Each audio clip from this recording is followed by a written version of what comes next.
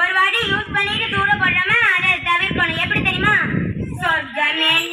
சொர்க்கம் என்பது நமக்கு சுத்தமுள்ள வீடுதான். சுத்தம் என்பதை மறந்தால் நாடும் குப்பையும் மேடுதான். உனக்கு எப்படி தெரியும்? எப்போதும் சுத்தப்படுத்தலாம். எங்கேயும் எப்போதும் சுத்தப்படுத்தலாம்.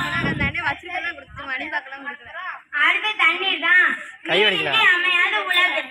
தண்ணீர் இல்லைன்னா இந்த உலகமே